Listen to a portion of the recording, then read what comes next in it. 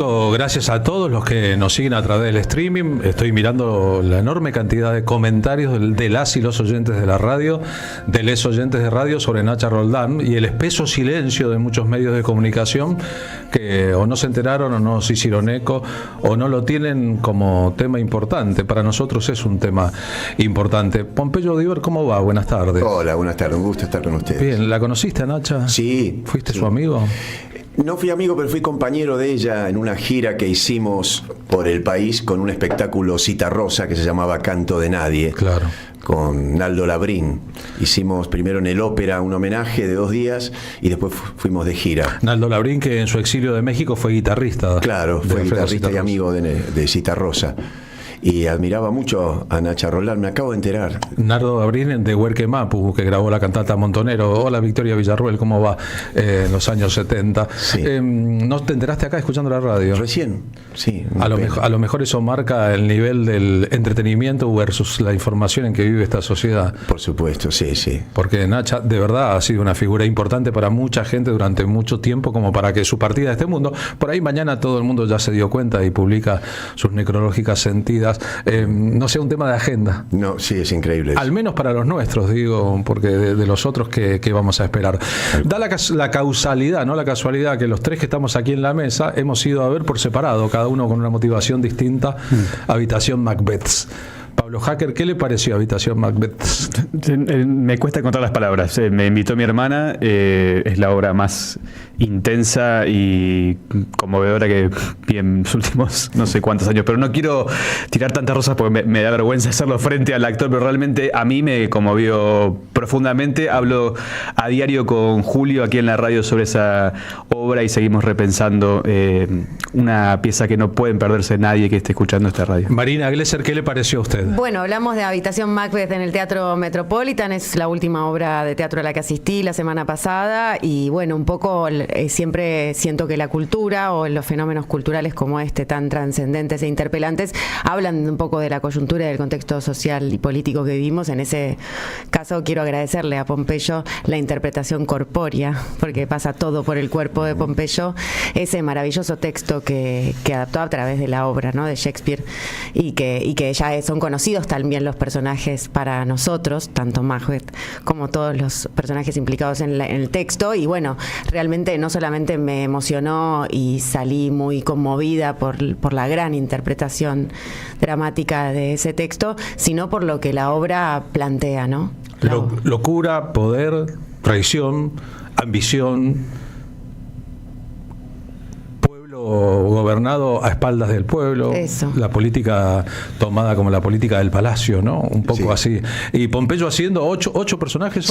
7 personajes a lo largo de la obra. Sí. Estás completamente loco. Estoy loco.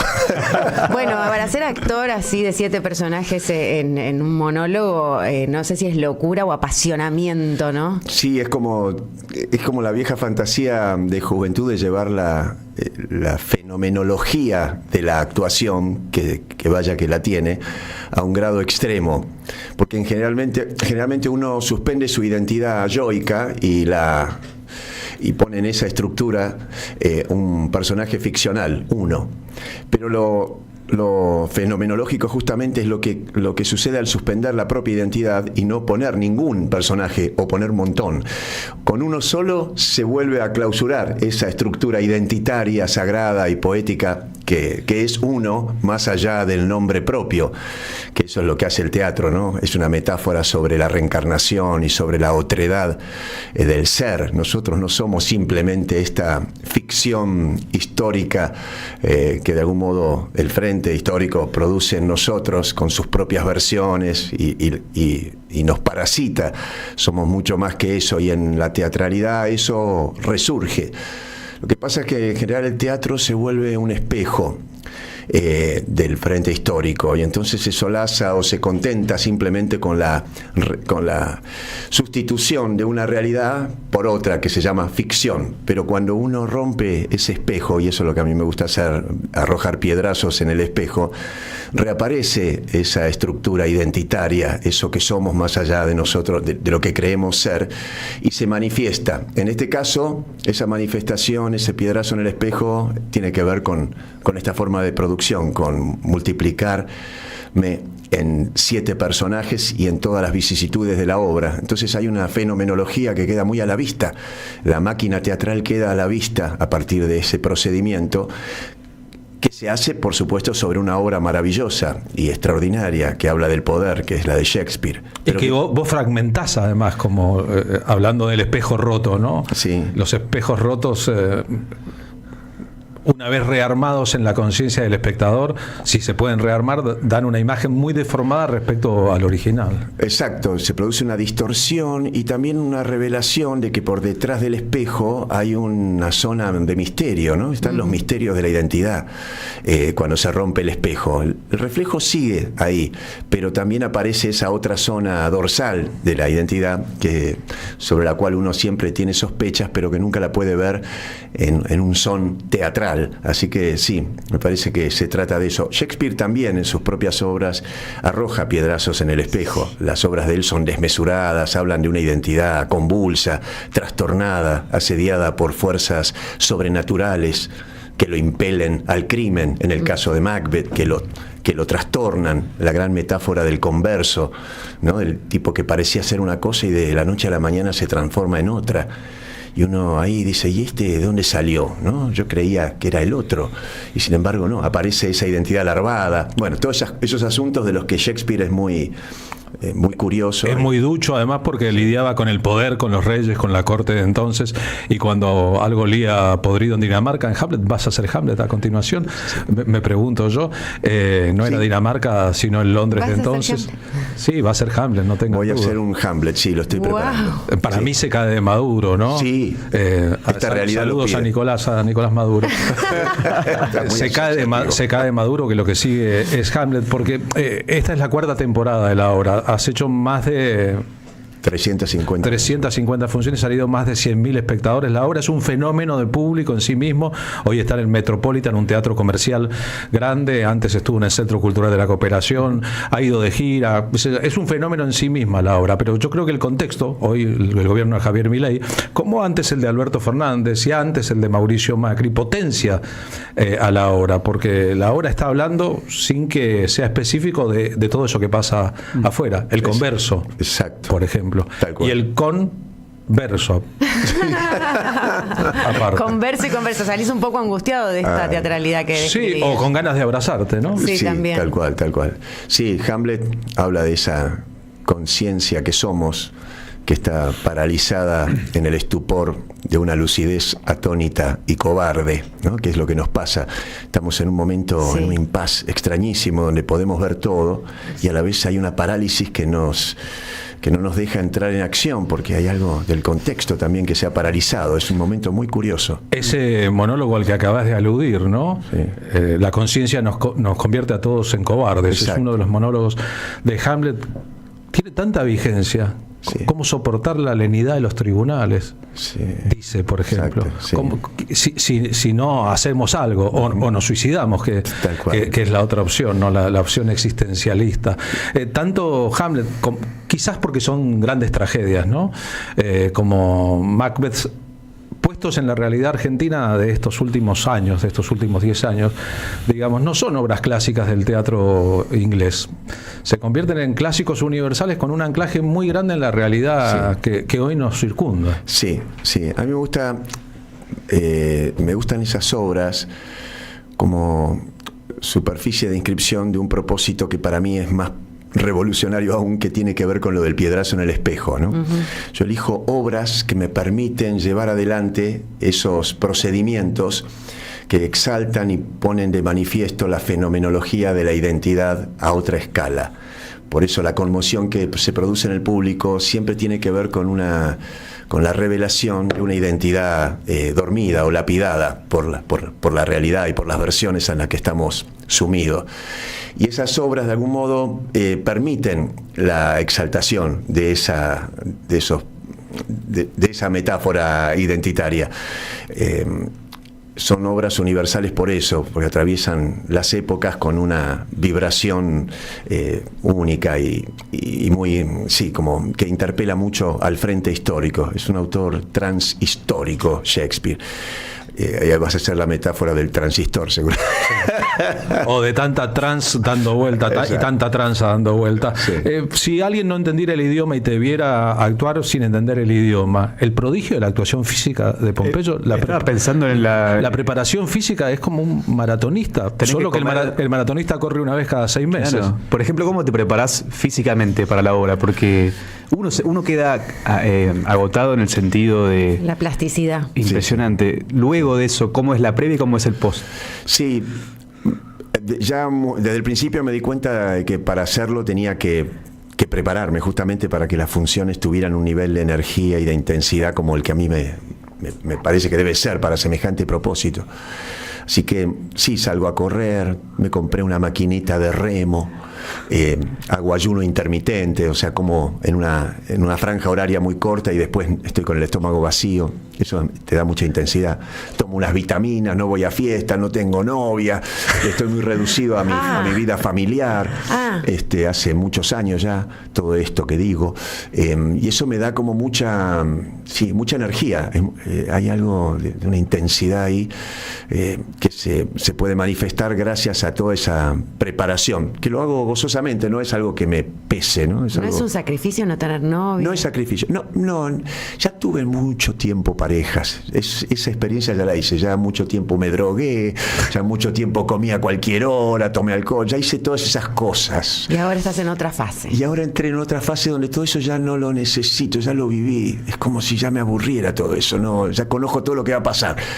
Entonces me divierte ahora la suspensión de todos esos niveles en los que antes yo me expandía y que eran parte de mi identidad. Y ahora descubro otra identidad mía, que es más contrita, más secreta, más sorda, más enfocada en esto, en el teatro, que siempre me acompañó toda mi vida, pero que nunca le pude dedicar como ahora todo mi ser, absolutamente, ¿no? Entonces creo que hay algo de esa condición así más monacal, sí, más en la que deportiva, entré, ¿no? que Claro. tiene que ver con que las funciones salgan como están saliendo. Bien, y a su vez eso es la verdadera transgresión hoy, ¿no? Hay mucha gente que ingresa a un camino de transgresión que concluye con su autodestrucción, y hay un sistema que te impulsa a creer que esa, la rebeldía tonta, es la respuesta al sistema, cuando el sistema lo que quiere es eso, adormecerte con tu propia transgresión, y a lo mejor la verdadera transgresión es decirle no a todas esas tentaciones.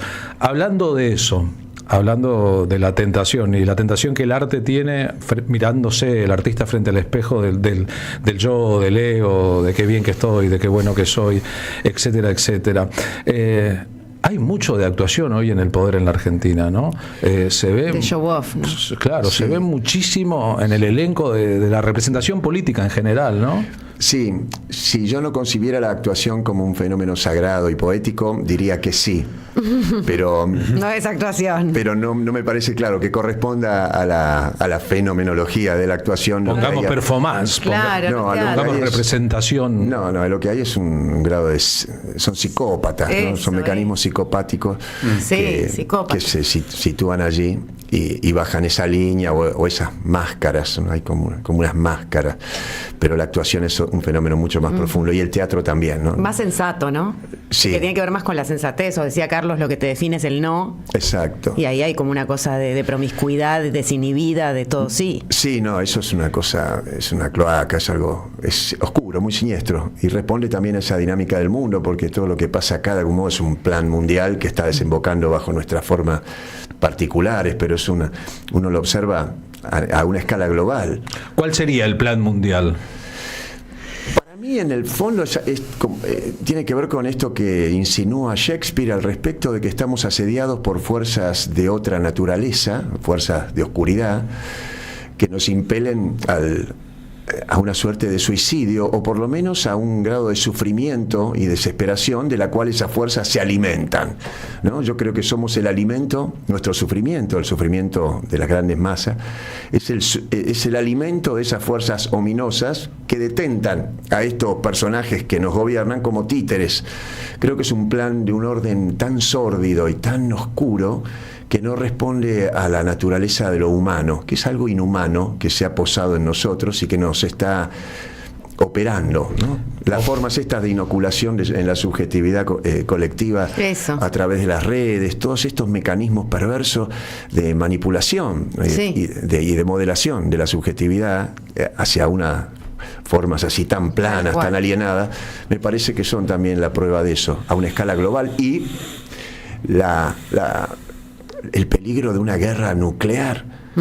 Eso ya es demasiado. Uno dice, bueno, ahí hay algo de otra naturaleza, no es la naturaleza humana la que se expresa en esas perspectivas que se nos están abriendo cada vez más, ¿no? Creo que la frase más famosa de Macbeth no está en la obra, ¿no?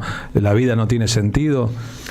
Es un cuento cruel contado por un idiota. No la puse, no. No, ¿por qué? ¿Sabes por qué no la puse? Porque la obra de por sí ya lo es. Claro. El idiota que cuenta el cuento es ese personaje que hace todos los ese actor que hace todos los personajes. El que une todo. A mí cuando el servidor de escena, claro, ese es el idiota. Cuando salí de la de que no se entiende. Exacto. El que prepara además la escenografía. Claro, ese es el personaje. Claro, cuando yo salí dije, qué raro que no está. Está puesta en escena. ¿La frase correcta cuál es? No me acuerdo ahora.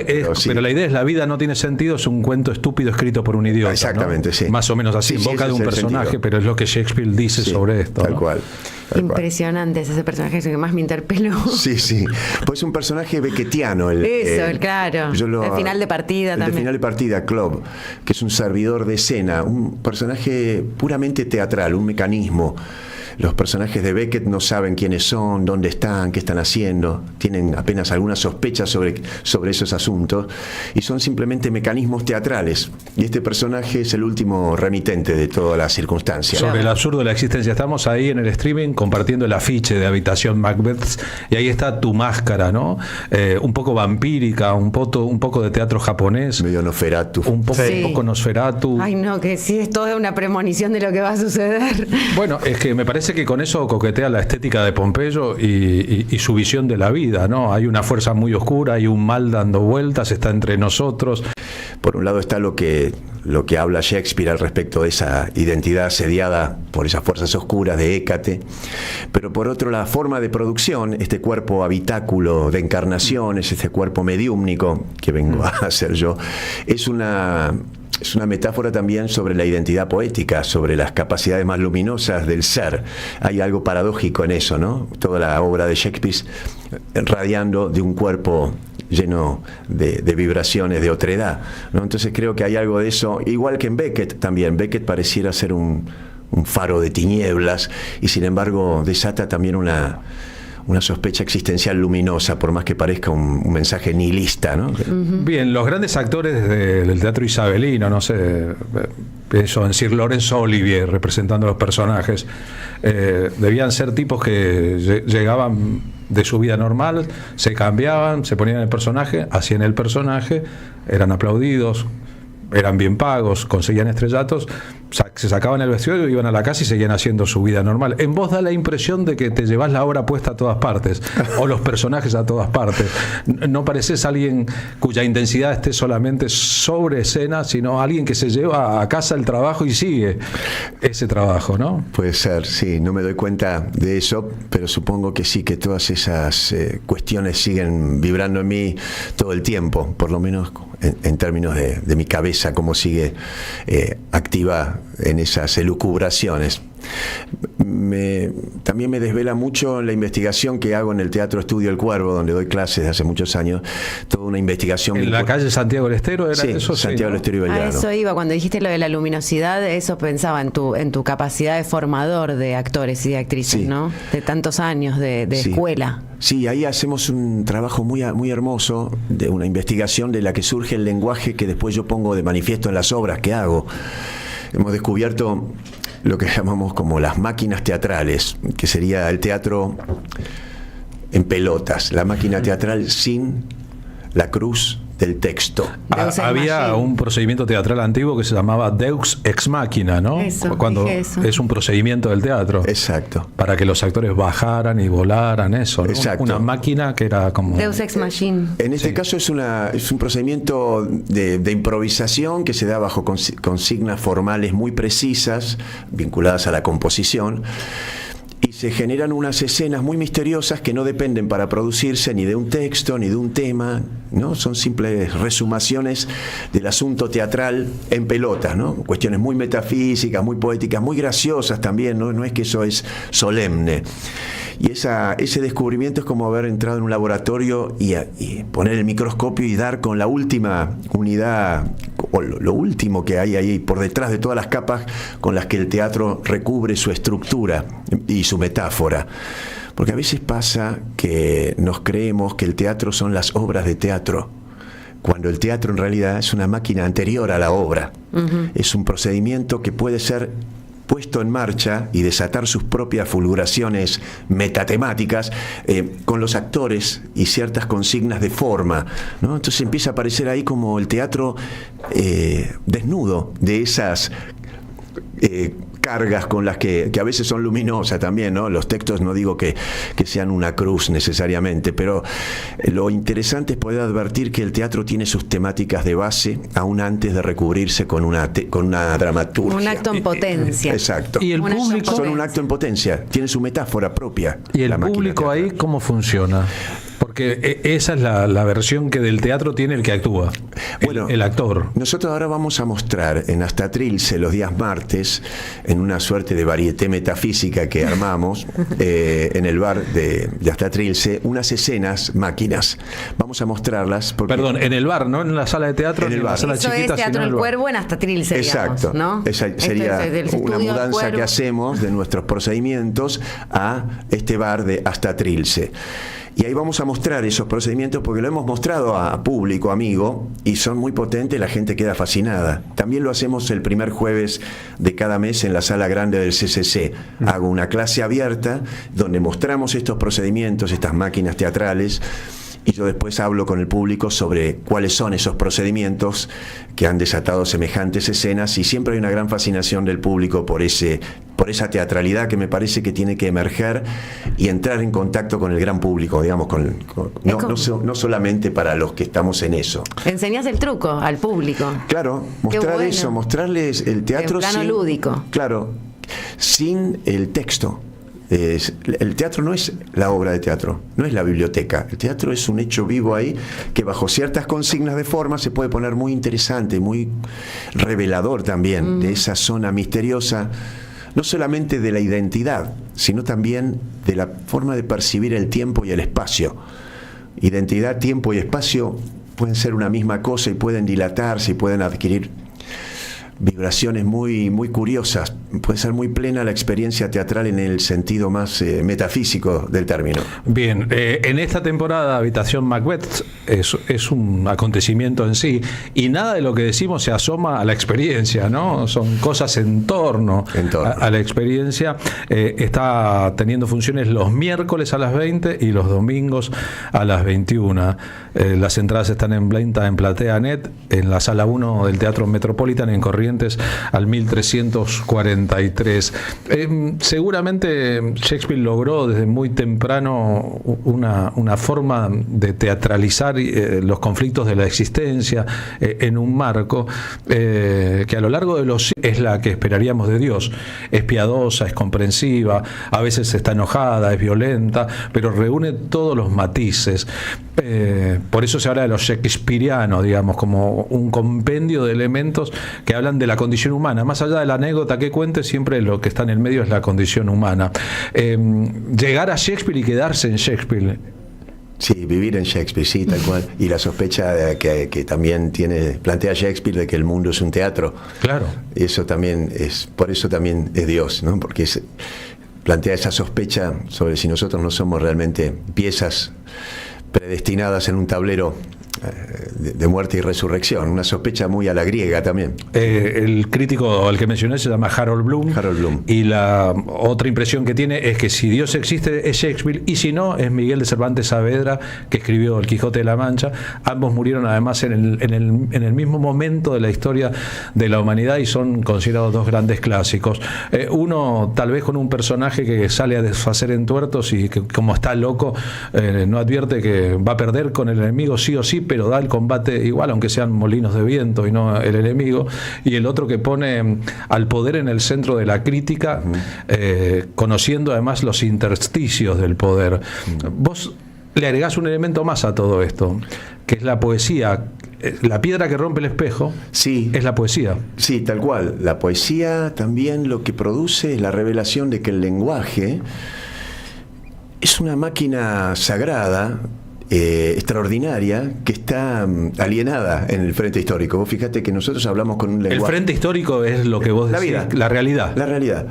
En esta realidad, la palabra me gusta frente funciona de una manera lineal, alienada, es un lenguaje objeto.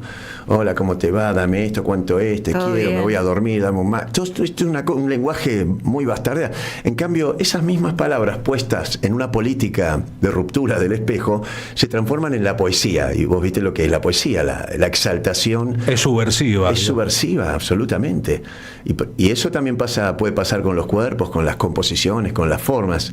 Por eso no solamente está la poesía, sino lo poético, que es una dimensión que atañe también a las formas de producción de los cuerpos, del espacio, del color, de la música, ¿no?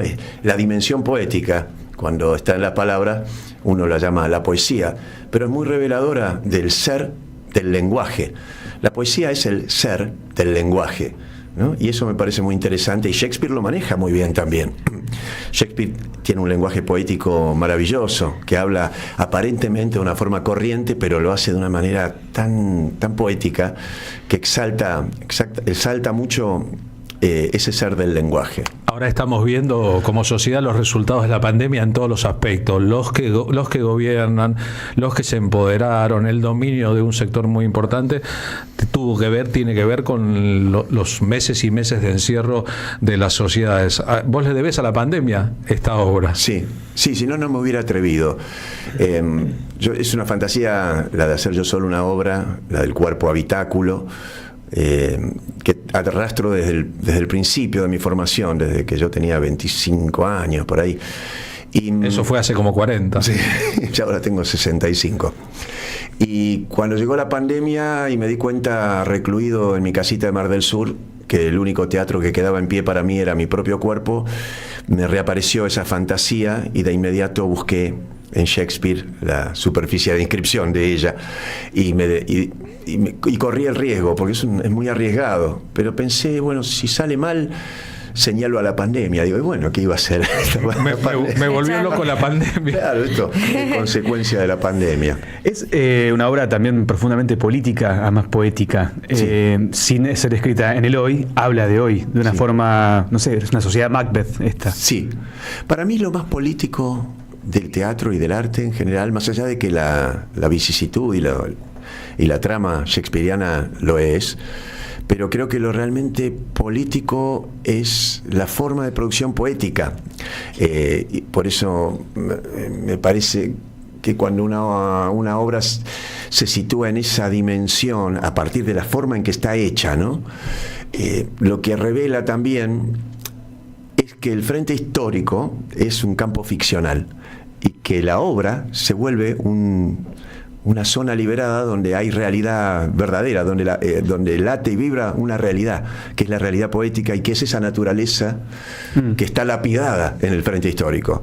Okay. La obra le discute a la realidad su rol de realidad, por lo que comporta su forma de producción, ¿no? La obra, por lo que comporta su forma de producción poética, rupturista, discontinua, le discute a la realidad, por lo que comporta la suya, alienada, compulsiva, epiléptica, su rol de realidad. ¿Vieron que la realidad suena en teléfonos o en mi mente? Por acá no es, pero puede ser cualquiera de nosotros. Y eso es lo menos importante. Por último, agradeciéndote mucho la presencia aquí en la radio. Estás en las radios de Madre de Plaza de Mayo. Estás en un lugar muy connotado por la tragedia y también, digamos, desde el principio de la tragedia griega. Las madres buscando un lugar donde sepultar los cuerpos de sus hijos. Antígona. El cuerpo habitáculo. El cuerpo habitáculo, desde Antígona en adelante. Incluso, Antígona, habíamos hecho una versión de Antígona, una que que enterraba, pero que también desenterraba. Era la Antígona que hemos hecho así. Yo creo que recuerdo Sí. tu versión de Antígona. Sí, es un lugar más que emblemático. Claro, Estoy muy y es contento. bueno decir que los territorios también tienen su olor, su espesor, y la aventura de una vida que convirtió el drama en flor, que no es un asunto menor, que convirtió la muerte en mural, que convirtió la política en poética, y por ende creo que a todos y a todas nosotros nos compete ser parte de Habitación Macbeth. Si no lo digo porque esté Pompeyo acá, sino porque todos hemos tenido la misma impresión. Sí, porque esto que decís que lo poético y que lo político conduce a lo poético y que pues se puede transformar esto que decís y no convertir, que no es lo mismo, también eso de lo poético conduce a la emoción, ¿no? Y la emoción es el acto en potencia, digamos, a donde el comienzo y el final, lo que te produce la emoción. Por supuesto. Y Sí, nos sí. quieren blindados, nos quieren sin Claro. emociones, nos quieren Sí. tristes, La deprimidos. afectación, ¿no? Claro, nos quieren entregados, nos quieren sin perspectivas, sin planes, nos quieren sin remedios, nos sin quieren sentimientos, nos así quieren sin nulos. sentimientos. Bueno, Eso, metidos en la miedo, pantalla. nulos, paralizados, Sí, quietos. el negocio de ellos es que tengamos miedo. Miedo. Claro, y no tengamos miedo nunca más. Pompeyo, gracias por haber pasado Gracias, por nosotros. Pompeyo. Gracias a ustedes. Y siempre lúdico, gracias. Vayan a ver la obra si tienen ganas de una experiencia. Vieron que a veces uno ve cosas y dice, estuvo bueno. Acá uno no va a decir estuvo bueno. Uno va a decir, me dio vuelta la cabeza. Tengo que pensarlo de vuelta e ir a leer otra vez Macbeth. Gracias de verdad. Gracias. ¿Sabés qué le falta a tu carpeta de